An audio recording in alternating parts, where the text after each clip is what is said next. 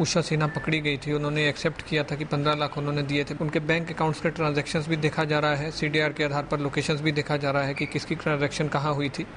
पर ये उनके द्वारा एक्सेप्ट किया गया था कि 15 लाख रुपए का ट्रांजैक्शन हुआ था, जिसमें टॉप करवाने के लिए उनको दिए गए थे बच्चा राय को। अब सवाल ये है कि 15 लाख रुपए बच्चा राय को किसने दिए? क्या उन बच्चों के माँ बाप ने जिन्होंने टॉप किया, या फिर कहानी कुछ और है? पुलिस के मुताबिक आरोपियों ने अपनी गलती मान ली है। काफ़ी सारी चीज़ें जो थी वो डॉक्यूमेंट पे थी, और डॉक्यूमेंट्स पे जो गलत हुआ है उसको झुठला पाना बहुत मुश्किल होता है। डॉक्यूमेंट्री एविडेंस हम लोगों के पास बहुत स्ट्रॉन्ग है, जिसको वो लोग भी इनकार नहीं कर पाए। हालांकि उन्होंने बोला कि हमसे गलती हुई है।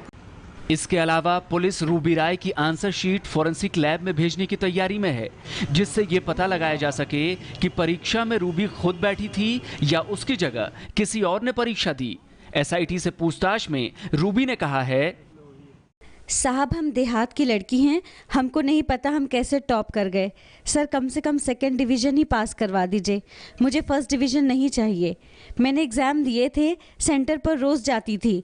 एग्ज़ाम के समय पापा ने मेरा ध्यान रखने को कहा तो बच्चा चाचा ने रिजल्ट में टॉप करा दिया।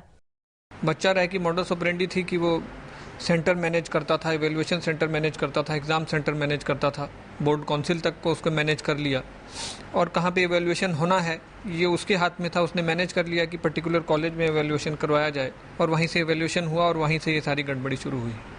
इससे पहले शनिवार को रिव्यू बोर्ड ने जब रूबी का टेस्ट लिया था, तब रूबी के जवाबों से बोर्ड हैरान हो गया था।